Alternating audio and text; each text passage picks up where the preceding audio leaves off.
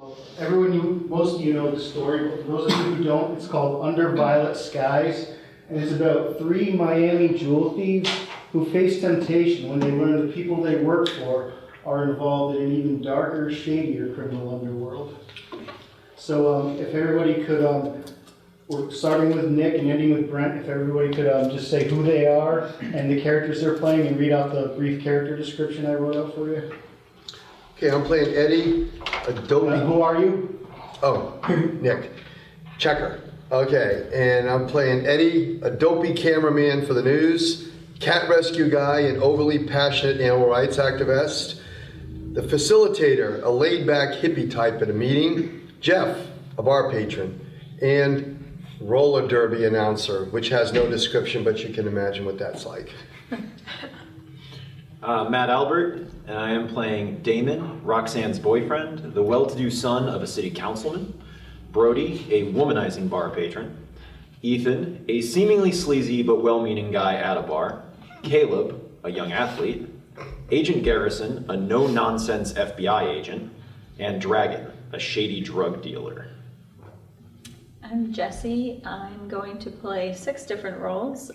First is Jill Danvers, a sleazy, opportunistic news reporter with no sense of boundaries who stops at nothing to get a news story. Second is Shirley Badger, the mastermind of a shady criminal underground organization. Next is Barbara Mosier, a bitchy federal prosecutor and U.S. attorney, a real law and order hardass who's completely humorless, whose bad side you don't want to get on. Next is Trish, a recovering drug addict with a timid personality at an NA meeting. And Karen, a politician's wife.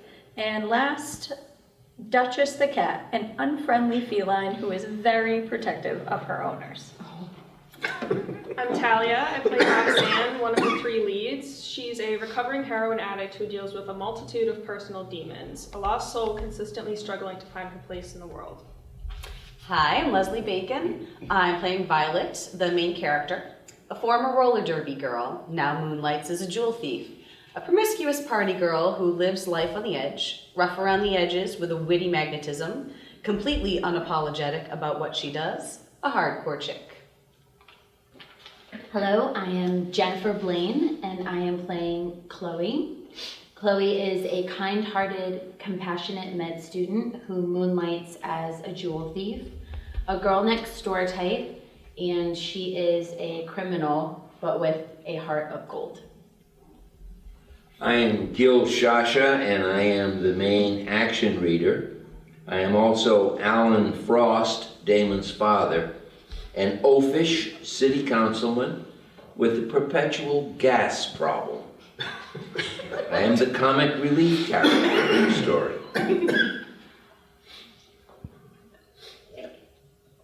I'm Brent Robinson. I'm playing Carlito, a shady criminal, Ron, a bar patron and secondary action reader.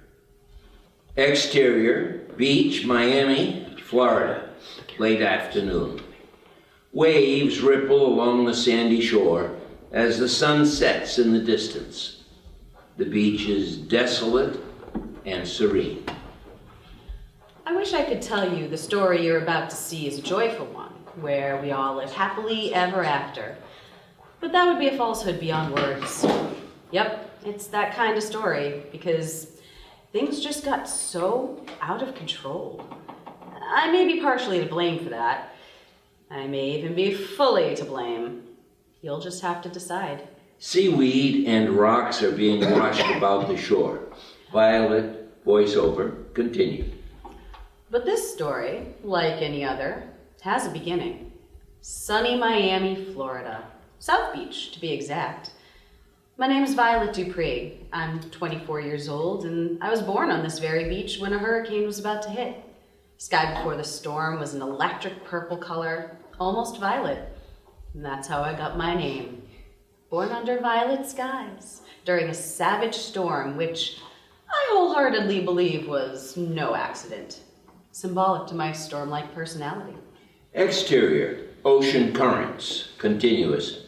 The sunset reflects into the ocean. Violet, voiceover, continued. It just never ceases to fascinate me that Miami is a city that manages to look so stunning in spite of itself. I mean, it's nothing short of mesmerizing. Exterior, Miami skyline, continuous. A dazzling view of the skyline is shown. Violet, voiceover continued. It's the greatest city in the whole world. It's paradise. But underneath all the palm trees, the vibrant sunsets, and the Cuban sandwiches, there lies an abyss of darkness and corruption in Miami, an underworld in which no visiting tourist could fathom in their wildest dreams. Exterior, marina, continuous. An assemblage of expensive-looking boats are lined up at the docks. Violet, voiceover continues. I used to be in the Miami roller derby. They called me Vicious Violet. I almost went pro, but I didn't make the cut. I was too intense for even the roller derby to handle. What does that tell you? The wind blows, rustling the leaves on the palm trees. Violet's voiceover continues. But I've found a way to earn a living that matches my intensity. Well, I wouldn't really call it earning. Interior, Flamingo Tower, dark room, late at night. A glass cutter makes a circular incision. A gloved hand reaches through it and unlocks. 3 women enter, garbed in black and carrying mini flashlights. One of them disables the alarm. Another girl takes valuable-looking diamonds and zips them into a velvet bag, while the other girl cracks a safe. Violet voiceover continues.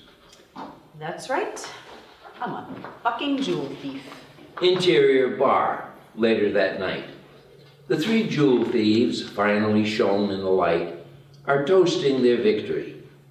They're dressed in their normal clothes and their full faces are finally seen.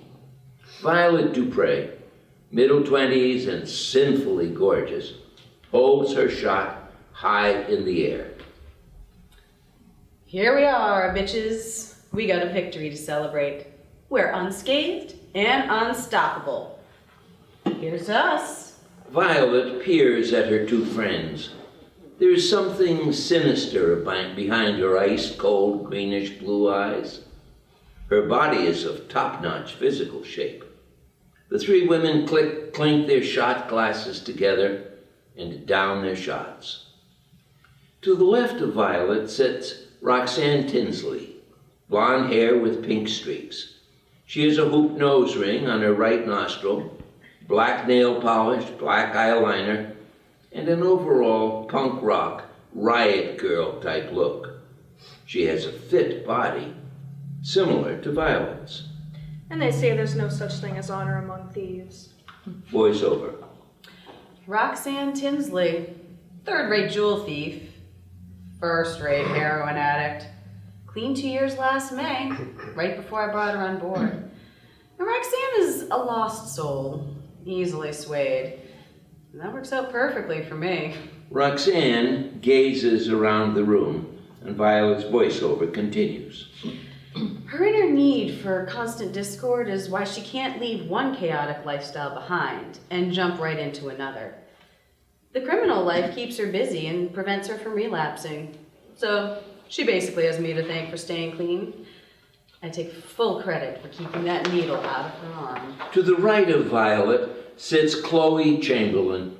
With a girl next door beauty, she appears too sweet for the company she keeps. Please don't use the word thieves. At least not in public like this. When people can hear us, we speak in code, remember? Give it a rest, Chloe. Violet voiceover. And that's Chloe Chamberlain, second-year med student at the University of Miami. A school far too expensive for Chloe's meager means. If it wasn't for our little extracurricular activity, she'd never be able to pay her tuition and reach her lifelong goal of becoming a successful surgeon. It's called discretion, Violet. Look it up. Violet voiceover. Chloe has the potential to be the best there is at what we do. I mean, even better than me. She wasn't so hamstrung by her conscience.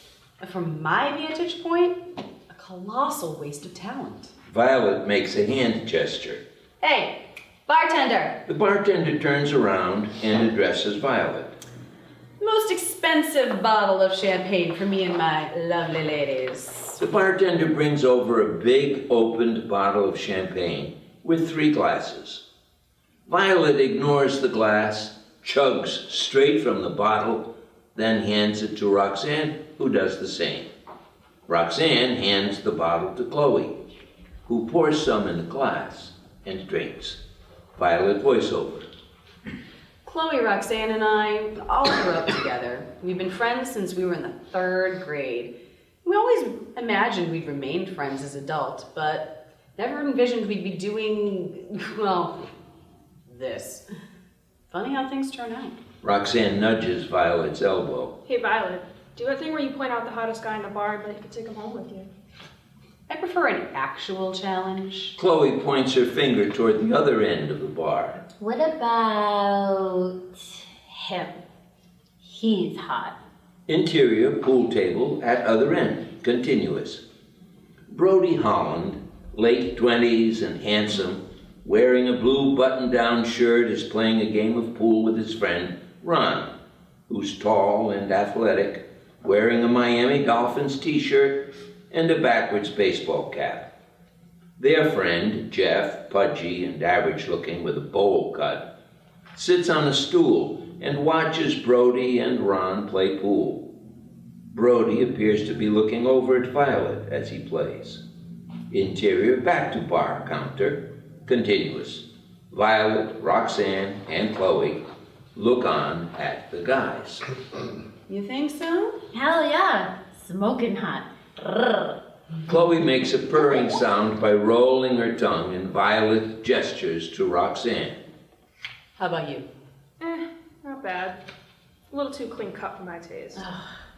Coming from the girl who's dating the son of a politician. Trust me, Damon's not as clean cut as he seems. He has a wild side he reserves to when we're alone. I like to think I bring that out in him. The girls continue gazing at the guys. Looks like he's even checking you out. Okay, if he goes home with you later, all drinks are on me tonight. If not, you pay the tab. Deal. Roxanne and Violet shake on it. Violet gets up. Hey, you, in the blue shirt. Interior back to pool table, continuous. Brody and Ron break from their pool game to address Violet as she walks over. Jeff is still seated on the stool. Hey there. Brody smiles. Violet smiles back. What are you boys up to this evening? Just drinking some beers and shooting some pool. Violet points to Brody's pool cue. Oh, you mean that phallic-shaped wooden object in your hand is a pool cue? And here I was thinking we were just about to get an early start. Brody, Ron, and Jeff laugh. This chick's cool, Brody. I like her already. Anyway, this is Ron. That's Jeff. Ron waves at Violet. Jeff nods at her. Hey, And my name's Brody. Brody extends his hand. Violet shakes it. Wow, how unfortunate for you. Brody, your parents must have despised you. Brody appears caught off guard. Okay. And you are? Completely uninterested in trivial shit like names. So I'll just cut to the chase. I noticed you checking me out, and I was checking you out. I live just 3 blocks away, so let's not dance around this anymore. You coming home with me? Or you wasting my time? The direct approach. Nice. Violet takes Brody's pool cue. She gestures to Jeff. Excuse me, Jeff, was it? Are you playing? I'm supposed to play the winner. Well, congratulations, Jeff. You're playing now. You'll be taking over for Brody here, because he'll be otherwise engaged. Violet hands the pool cue to Jeff. Enjoy your game, fellas. Violet leads Brody out by the hand. Brody looks back at Ron and Jeff, who both give him a thumbs up. Interior, back to bar counter, continuous. Chloe and Roxanne look on impressively at Violet. Roxanne is holding the champagne bottle as Chloe holds her glass. Well, she did it. That's our girl. Looks like you're picking up the tab tonight. Cheers, baby. Roxanne clinks the champagne bottle to Chloe's glass and they both take another sip. Violet voiceover.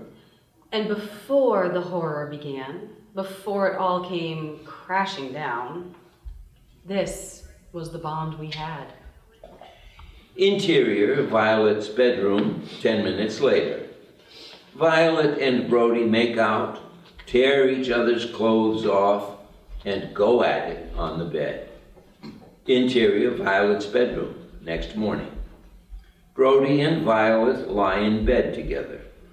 Violet wakes up first, throws some clothes on, tosses Brody's pants on him, and wakes him up. Brody gets up and puts his clothes on. Hey, you gotta leave. Why? Now. Go. A meow is heard. Violet's black cat, Duchess, sits at the edge of her bed. Brody peers at her and smiles. Aw, who's this? That would be Duchess. You've seen the Aristocats, right? Brody tries to pet Duchess, but Duchess swats his hand away. Brody backs away. Duchess jumps into Violet's arms, and Violet holds her affectionately and glares at Brody. Careful. Nobody fucks with the Duchess and lives to tell the tale. Is she okay? Is she like feral or something? No, she's fine. She just doesn't like you. Duchess gives Brody an evil stare, fully reaffirming what Violet just said. And she doesn't like boys. She's very protective of me. Violet strokes Duchess's ear. Aren't you protective of Mama? Yes, you are. Well, I'm just trying to get to know you better. Why? Violet places Duchess back on the bed. I still don't know your name. Uh-huh. Violet puts on her earrings, ignoring Brody. I know your cat's name, but you won't even tell me yours. Brody stares at his wrist, clearly confused.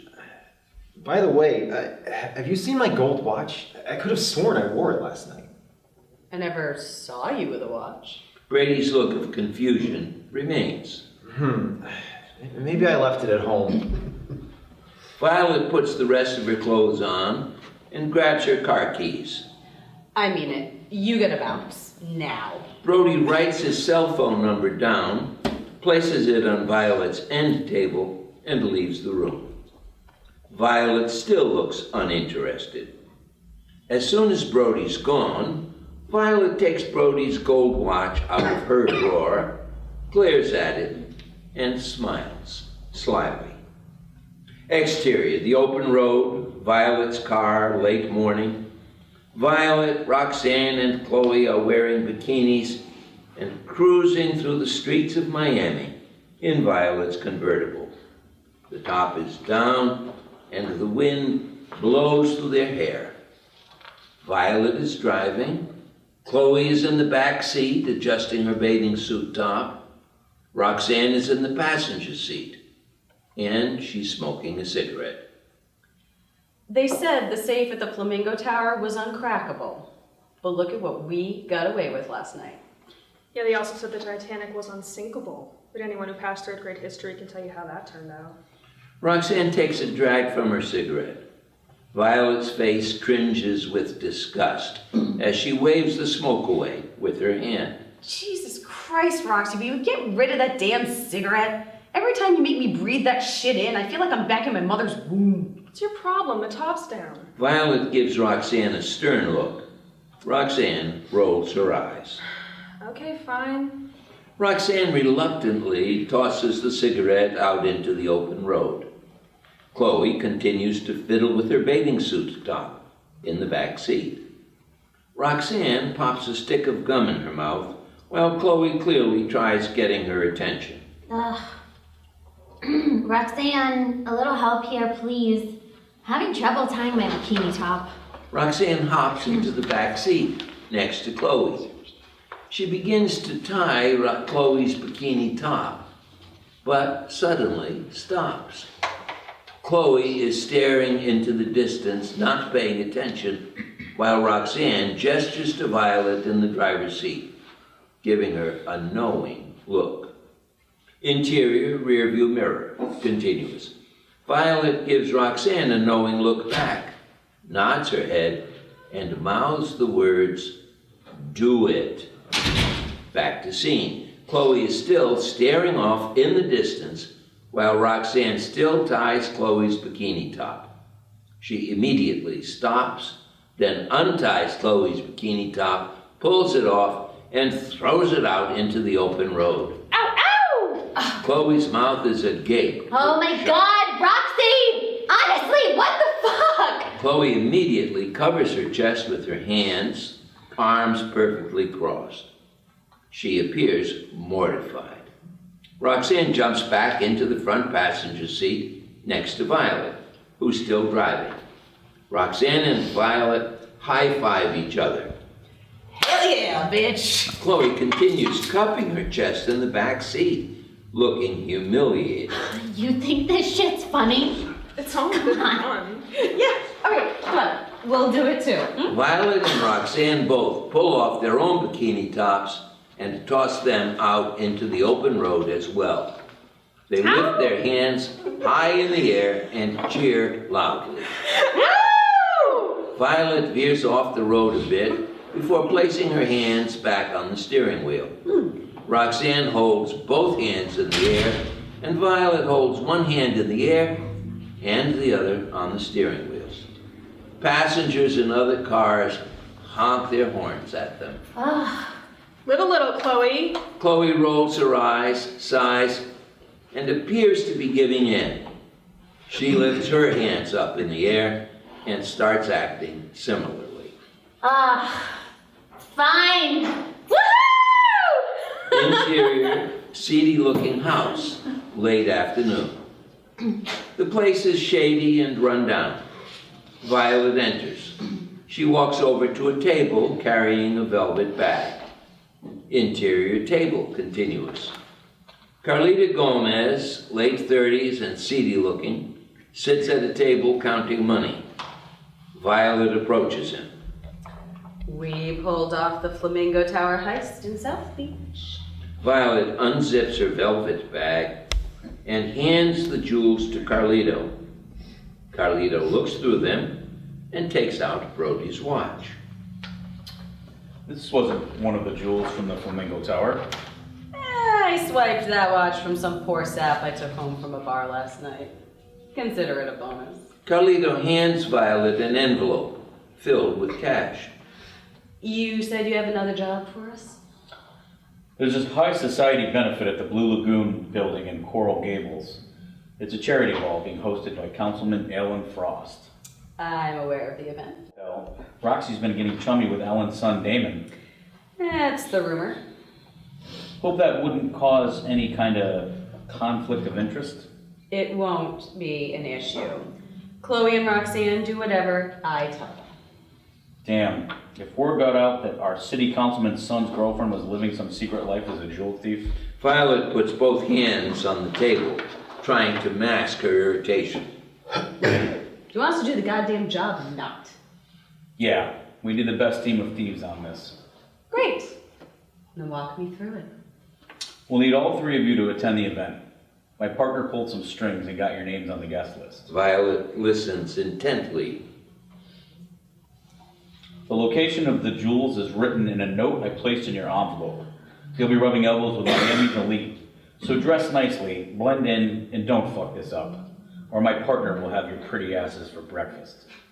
And one day I'd like to meet this silent partner of yours. Assuming he actually exists. What makes you think it's a he? Exterior, fast food restaurant patio outside, afternoon.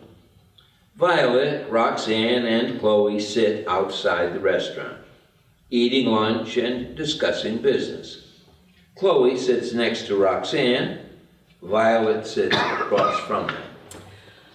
So Carlito wants us to examine the layout of the place, do some recon, and leave at a reasonable hour. Chloe takes a bite of her chicken sandwich and nods. Then, after midnight, the party's over, the building's closed, and that's when we come back and we lift the jewels. Damon's been raving about this benefit for days. Because it's really gonna help his dad's campaign for mayor. Sounds simple. We could probably do this job sleepwalking through quicksand blindfolded. I don't know about that. Remember, we can't get too cocky. Getting cocky leads to getting caught. Roxanne holds an onion ring with both hands, picks it apart, dips it in the sauce, and eats it. Chloe turns to her. Has Damon mentioned the jewels to you? Violet gives Chloe a look and lightly kicks her foot under the table. You mean, has he mentioned the ice cream to you? Violet still gives Chloe a subtle look and a nod. Chloe nods back. Right, the ice cream, yeah. Because when we locate which freezer it's in, we can scoop it into our cones and leave without a trace. I hear this place has some insanely high-end French vanilla, even some Rocky Road. And you know Carlita will even pay us extra if we manage to swipe the mint chocolate chip. Roxanne takes a sip from her big gulp soft drink. That'll be enough cookie dough from me to pay a full semester's tuition. And this job is at the Blue Lagoon building. I mean, the Blue Lagoon freezer is the ultimate score for a team of master ice cream vendors. Chloe gives Violet a knowing look. Relax, Chloe. You're good. There was never anybody behind you. Seriously? Then why the hell are we talking in code, Violet? Violet pauses and shrugs. I'm craving ice cream. Chloe and Roxanne sigh with annoyance. Chloe covers her face with her hands and shakes her head. You guys want to grab a sundae at Baskin Robbins for desserts? My treat. Violet smiles playfully and casually sips her big gulp soft drink. Chloe and Roxanne look as if they want to strangle Violet. Interior. The girls' beach house, Roxanne's bedroom, afternoon. Roxanne sits on her bed, reading a magazine. Candles and lava lamps illuminate the room. The walls are a dark crimson red color. A backlight Marilyn Manson poster hangs on the wall above her bed. A picture of Kurt Cobain and posters of Rob Zombie, Tool, Stain, The Murder Dolls, Eminem, and Lacuna Coil hang on her side wall. Heavy metal music blasts loudly as Roxanne bobs her head and sings along to it. She picks up her cell phone. Roxanne's cell phone. Shows she's texting Damon, asking him, "What you wearing? Out to dinner tonight. I heard that place is crazy fucking fancy." She presses the send button. Back to scene. Roxanne continues nodding along with the loud music. Her phone immediately sounds off that she's received another text. She picks it up again. Roxanne's cell phone. Shows a text from Damon saying, "What makes you think I'm wearing anything at all?" Roxanne hits reply. She types tease as a response text and presses send. Back to scene. There's a knock on Roxanne's bedroom door. Violet opens the door and enters before Roxanne can say anything. What the fuck's with all the loud racket? Ever heard of earbuds? Roxanne picks up a remote control. She presses a button on it which turns the music off. Violet gazes at all the candles. Planning to burn the goddamn house down? Roxanne has a sarcastic look on her face. Oh, come right in, Violet. Thought you had an NA meeting tonight. Yeah, I blew it off. Didn't feel like sitting around listening to a bunch of junkies whine about where shit went wrong in their lives. It's like, who goddamn who? Cry me a fucking river. I hear enough of that shit from Chloe. Violet eyes Roxanne. But don't worry, no temptation here. I don't need some fucking NA meeting to dodge temptation. My mind's already too preoccupied. The dinner with Damon's family tonight? Did you ever think we'd see the day when I would sit down and share a meal with a prominent political family? I've been out of my element before, but this will be like entering the fucking Twilight Zone. Well, considering the fact that when we were 10, your dream was to open up a seafood restaurant called I Got Crabs, no, I definitely did not foresee dining with royalty in your future. Roxanne and Violet laugh. Oh, fuck, I remember that. So are you ready for the Blue Lagoon job this weekend? Just another thing I gotta pretty myself up for. Well, the pink streaks in your hair should be fine. I mean, just take out your nose ring, get rid of the black nail polish and eyeliner, and leave your choker and bracelets at home. And you should be good. Roxanne grabs her lighter and pack of cigarettes from her end table and rises from her bed. And on that note, I'm gonna step outside for a smoke. Violet rolls her eyes with annoyance. Those things will kill you, you know. Not if you do me first. Interior. The girls' beach house, living room, coffee table, evening. Chloe is seated on the couch typing on her laptop, which rests on the coffee table along with a stack of textbooks. Chloe appears stressed as she sighs. Duchess is seated next to her on the arm of the couch. Violet struts in with a glass in each hand, both containing a mojito on the rocks. She takes a seat on the cushion next to Chloe, waving one of the mojitos in front of her. Freshly made mojito, paging Dr. Chamberlain. Chloe gazes up. You are a lifesaver. Chloe accepts the mojito from Violet, takes a sip, then sets it down on a coaster on the coffee table. Cramming for your finals? Chloe resumes typing on her laptop. Finals are next week. I'm just finishing up my term paper for my anatomy class. My anatomy would make a lovely topic for a term paper. Ugh. Half the guys in South Florida could write a term paper about your anatomy, Violet. Tread lightly, Tinkerbell. If I had feelings, you probably would have just hurt one of them with that remark. Violet takes a sip of her mojito. Sadly, feelings are more your thing. With all your morals and righteousness tugging away at your heartstrings. Chloe looks away from her laptop and gazes at Violet. The two make eye contact. In this business, that'll get you killed, sweetheart. I'm just looking forward to after finals when I go on my summer break. It's just 1 week away and I could really use the downtime. Chloe takes another sip of her mojito. Because I'm telling you, sometimes my life just feels like the plot of some comic book.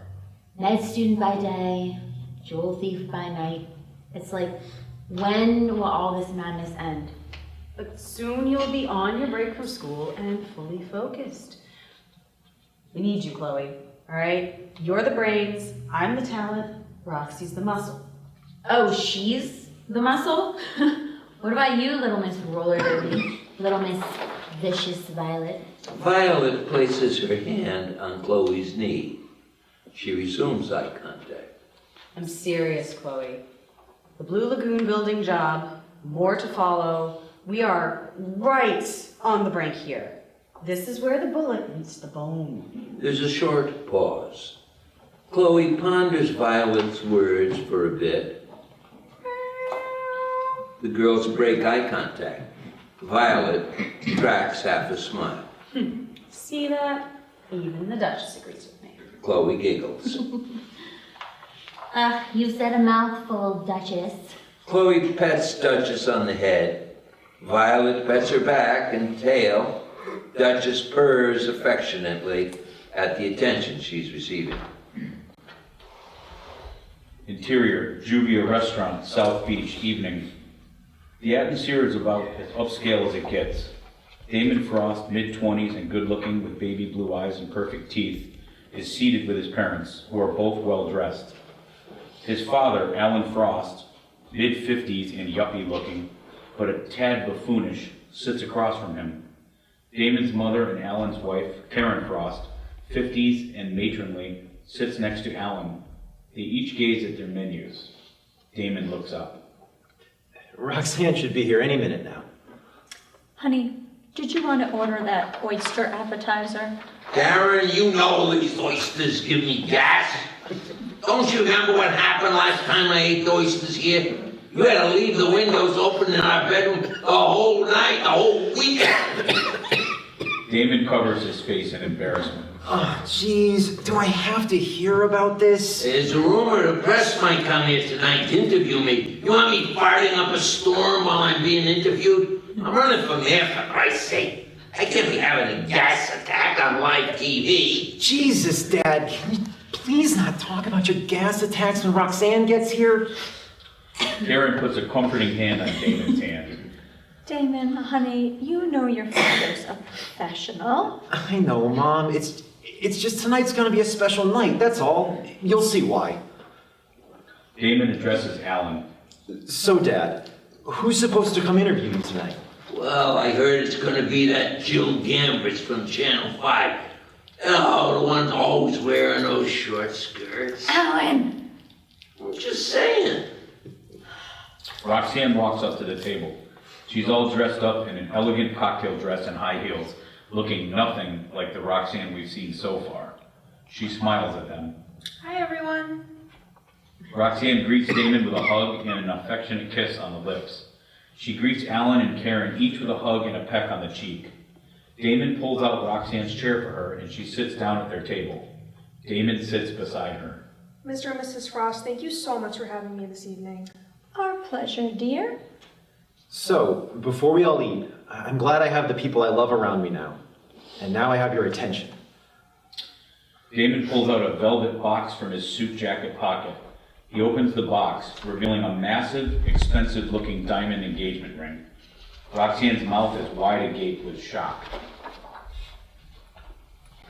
Exterior, entrance of restaurant, continuous. Jill Danvers, an attractive and prissy-looking news reporter in her mid-30s, wearing a business suit, skirt, and heels, is looking annoyed. Her cameraman, Eddie, late 40s and goofy-looking, is lagging behind with all the camera equipment. Jill sighs and checks her watch.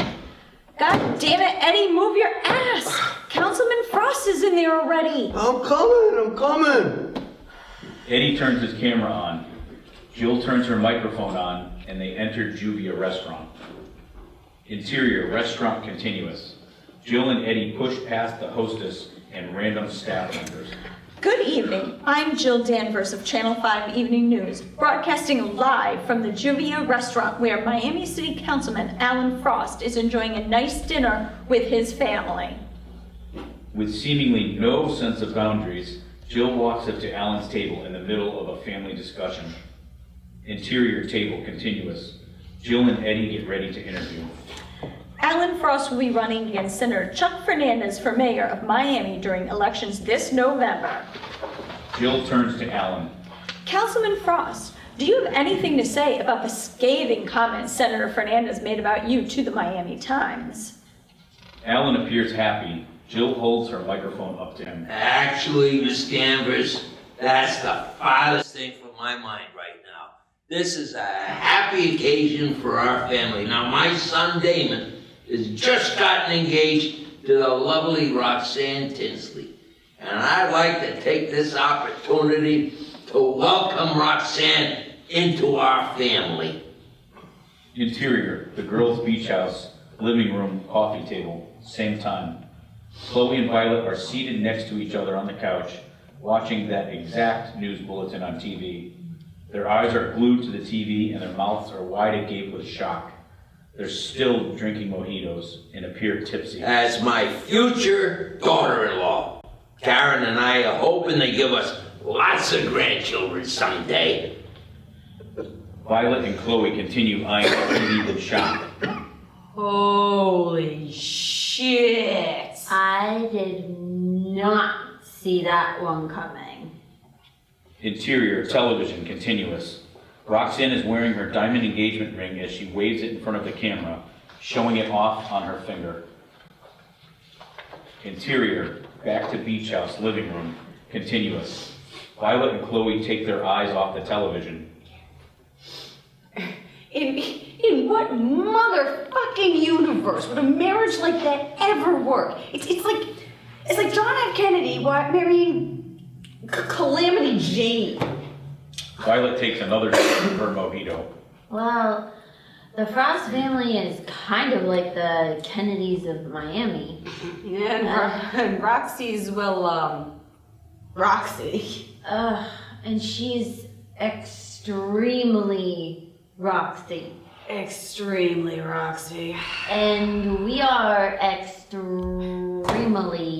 tipsy. Extremely.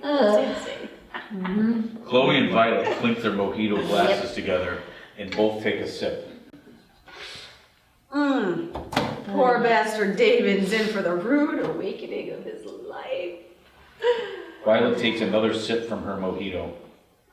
I'm willing to bet my left tit that those two are Splitsville before it's even time to plan their engagement party. Chloe giggles and Yeah. chugs down the rest of her mojito. Ugh. God damn, girl, this shit is strong. What the hell did you put in it? Violet chugs down the rest of her mojito. She and Chloe appear ready to pass out. Interior, the girls' beach house living room couch, next morning. Chloe and Violet are asleep on the couch, sprawled in opposite directions.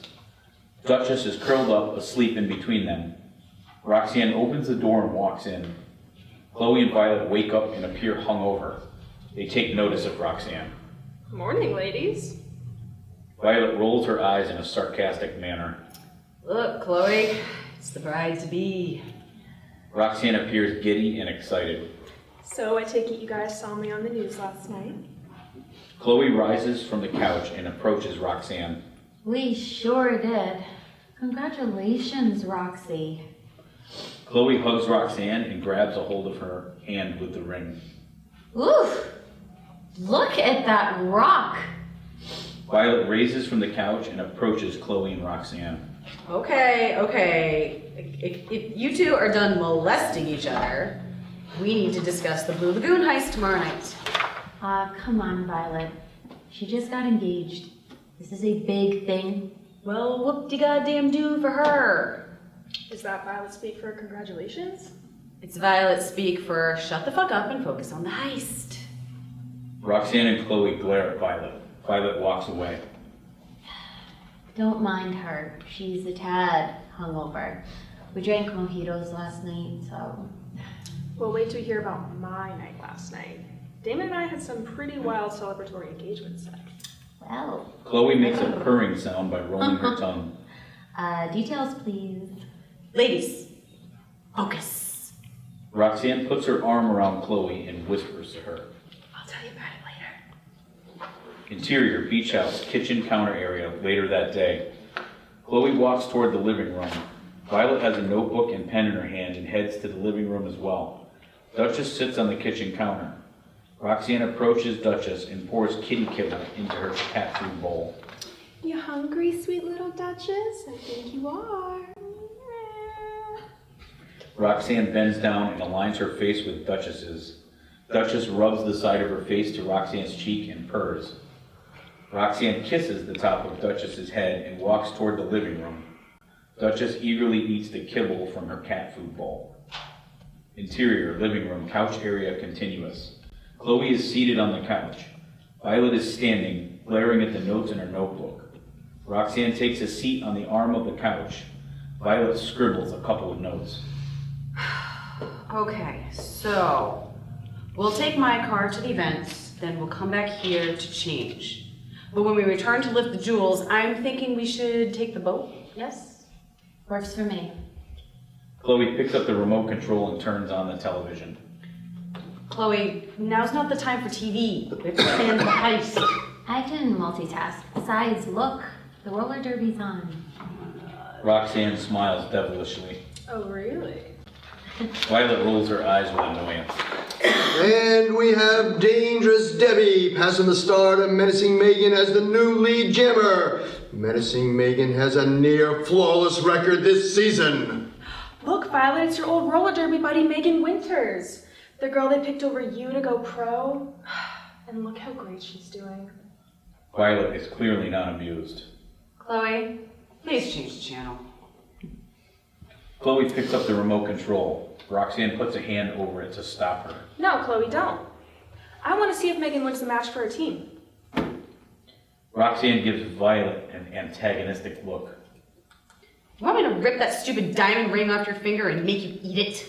And Menacing Megan leads her team by walling up and winning the match. Another victory for Menacing Megan. Ow! Go Megan, that's our girl. Yeah, baby, kick some ass.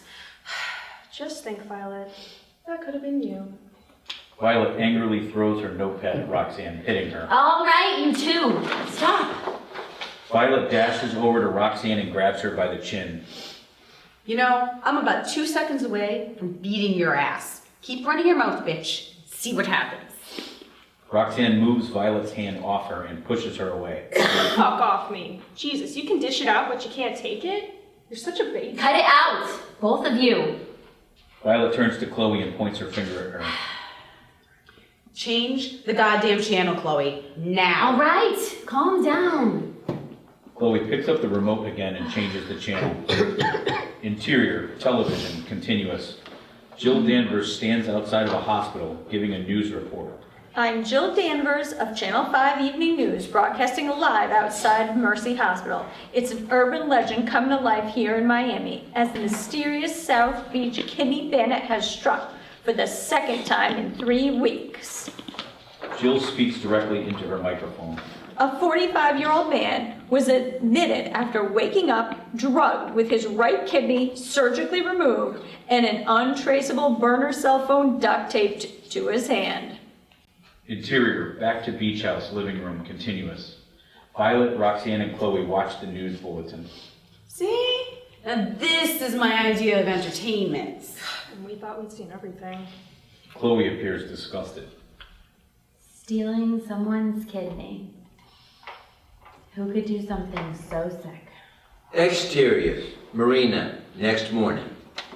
Violet, Roxanne, and Chloe approach an assemblage of boats. Look how stunning she looks, ladies. The girls approach a boat in the middle. Exterior, boat, continuous.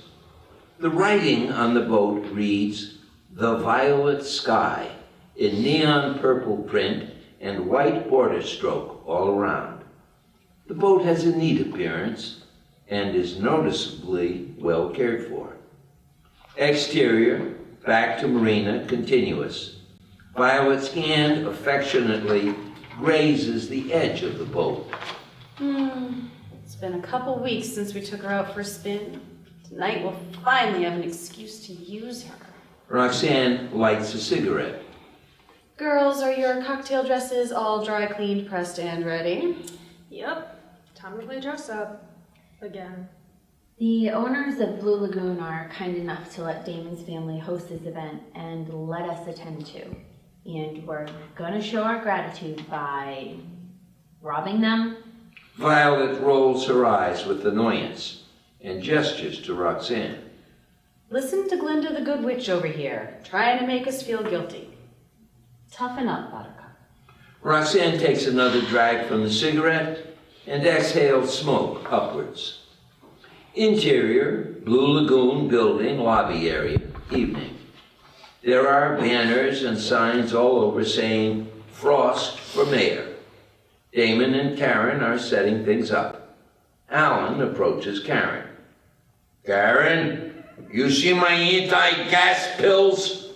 I want to make sure I have them before my speech." They're in my purse, honey. Damon rolls his eyes and peers over toward the entrance. Interior, entrance of building, continuous. Violet, Roxanne, and Chloe strut in. They're nicely dressed. Roxy, Damon's over there. Go distract him, while Chloe and I go do the recon. Interior, lobby of building, continuous. Damon addresses Alan, looking directly at him. All right, Dad. Roxanne just got here. So enough about your flatulence, enough about your gas pills, enough about... Roxanne approaches Damon in mid-sentence, waves at him, and smiles. Damon appears blindsided, but happily greets Roxanne with a kiss. You look amazing, babe. Thanks. You look so handsome. Roxanne's phone makes a buzzing sound. She checks it. Roxanne's phone. Shows a text from Violet saying, "We found the ice cream." Interior, Blue Lagoon building lobby area later that evening. Chloe and Violet stand off to the sides, observing and sipping drinks. Interior, dance floor, continuous. Roxanne and Damon are slow dancing. Alan and Karen slow dance near them as well. Interior, back to lobby wall, continuous. Chloe and Violet continue to stand there and sip their drinks. This is always the boring part. Doesn't have to be. You could go out there and mingle. There's some rich handsome dudes here tonight. No thanks. Chloe scoffs.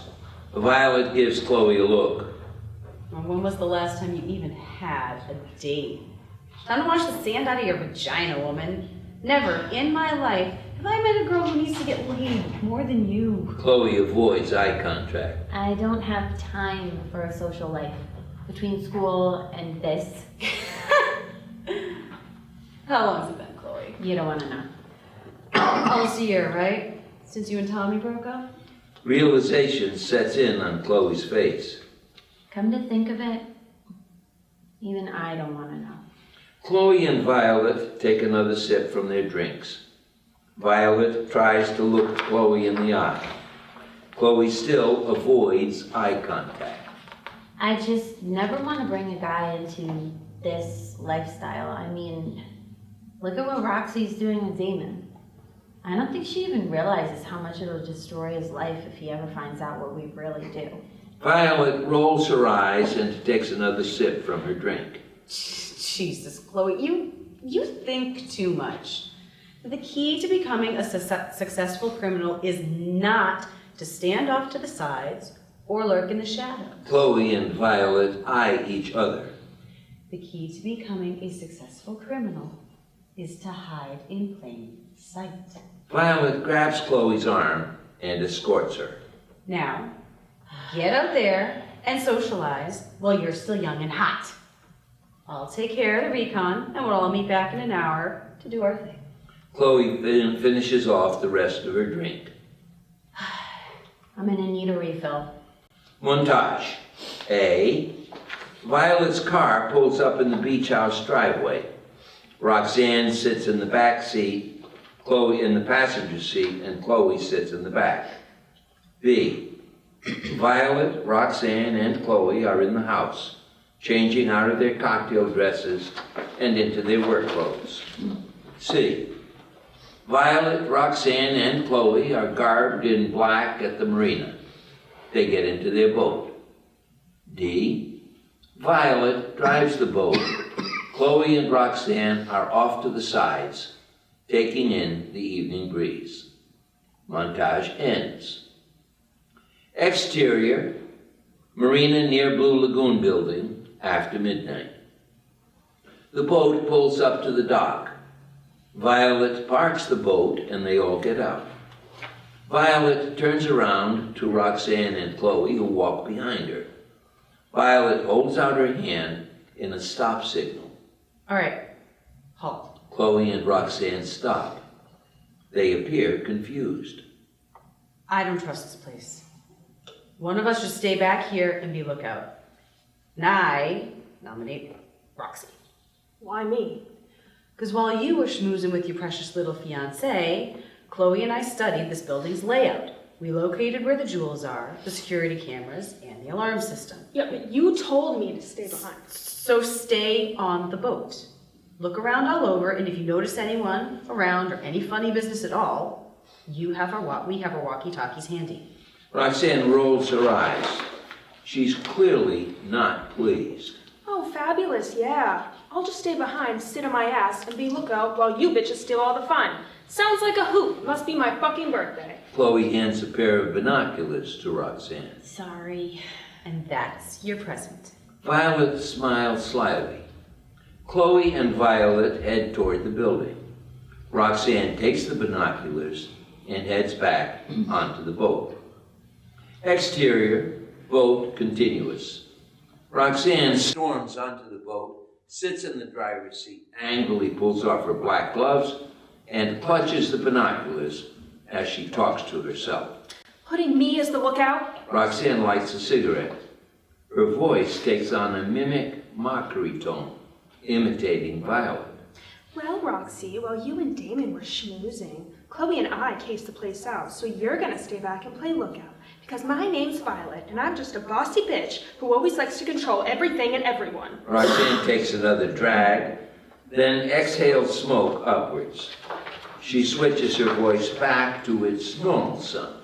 Tell you what, Violet, you can shove that goddamn iron fist straight up your coconut hole. These binoculars, too.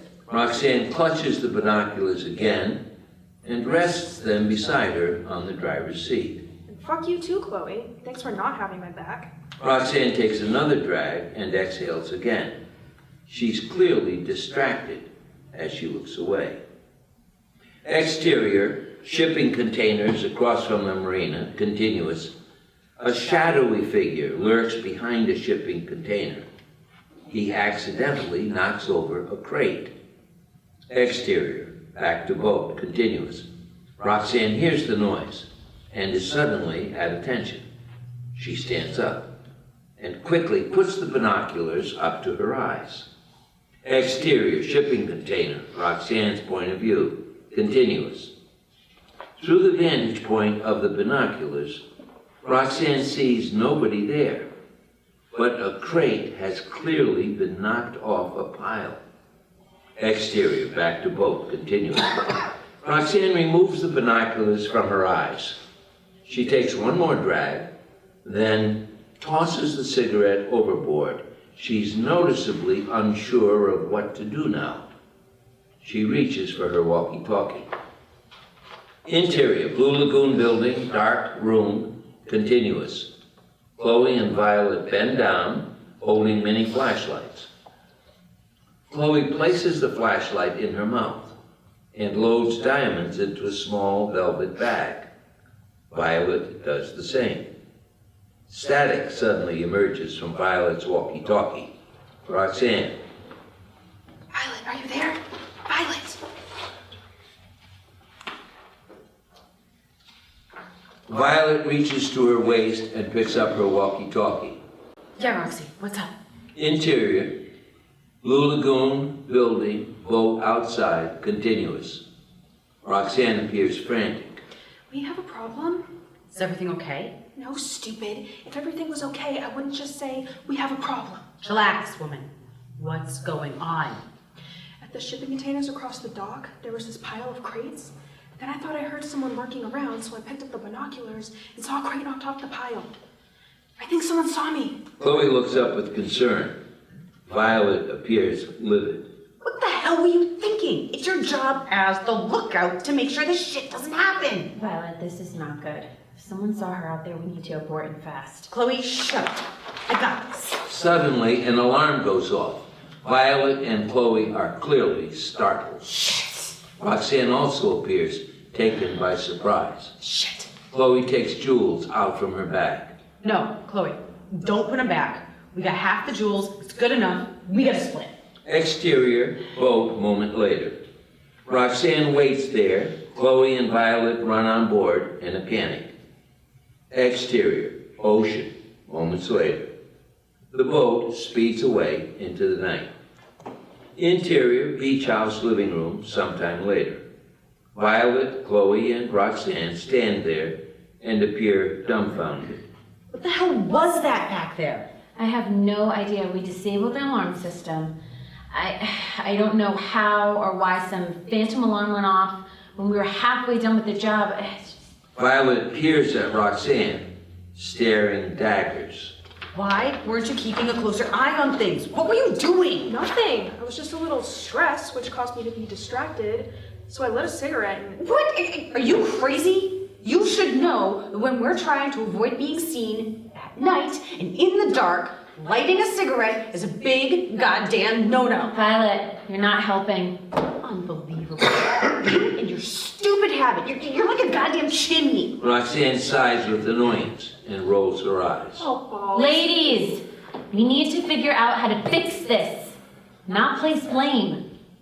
Tell you what, Roxanne. Why don't you go outside on the deck and have another cigarette right now. You know what? Maybe I will. Roxanne heads toward the door. Great. And do me a favor. While you're out there and you're breathing that poison into your body, please try not to drop dead. That would just